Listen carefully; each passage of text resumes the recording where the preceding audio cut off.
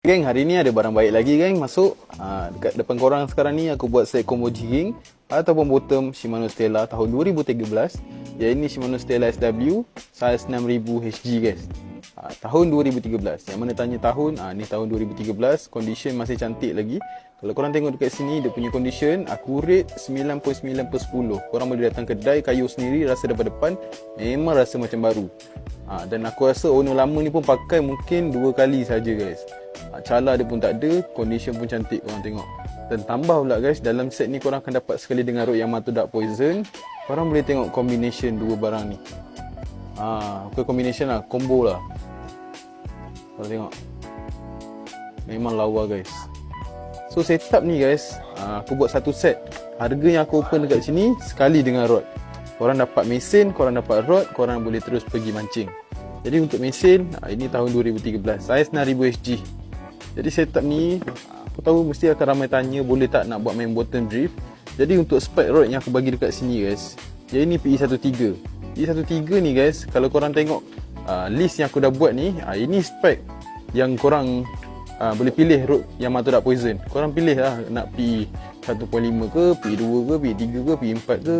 Korang boleh pilih. Lepas tu dia punya bottom tu pula, itu bottom sinker, batu yang sesuai. Jadi kalau korang pakai untuk main bottom drift, batu-batu yang tertulis dekat gambar ni, itu sesuai lah, tak ada masalah pun. Nak buat main bottom drift boleh, nak buat main bottom boleh, jigging pun boleh. So itu aku dah update gambar baru, korang boleh tengok lah. Itu spek terbaru untuk rod Yamato Dark Poison. Jadi untuk panjang rod ni 6 kaki 3. Lepas tu PE dah ada banyak.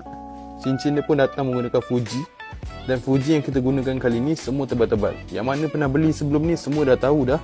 Cincin yang kita gunakan ni sampai tip dia guys, korang tengok memang tebal. Jadi sesuai sangat untuk game-game yang heavy ke, nak tarik ikan besar pun tak ada masalah lah guys. Dan kalau korang beli rod Yamato Dark Poison ni, ada 2 benda lah korang akan dapat. Satu, korang akan dapat warranty selama setahun. Yang kedua, korang berpeluang menang Daiwa Seaboard G300JL dengan cara korang join kontes kita guys. Harga mesin ni bernilai harga 3,200. Cara nak join, korang kena ada rod Yamato Dark Poison dahulu, record action rod Yamato korang dan send dekat kita orang. Kita orang post, kalau video korang meletup, InsyaAllah barang ni korang punya. So harga set ni korang boleh tengok kat sini, 2500 saja, harga boleh nego. Nak bayar pakai SPay pun boleh, nak datang kedai pun boleh, alamat dekat atas. Kita boleh post satu Malaysia, berminat korang DM je guys. Action rod Yamato Dark Poison 5 kali lebih efektif sebab korang punya jig boleh berenang dengan lebih natural kalau rod lembut. Bahagian depan rod ni 70% lembut, bahagian belakang 30% keras. Jadi rod ni sesuai untuk main jigging dan main bottom.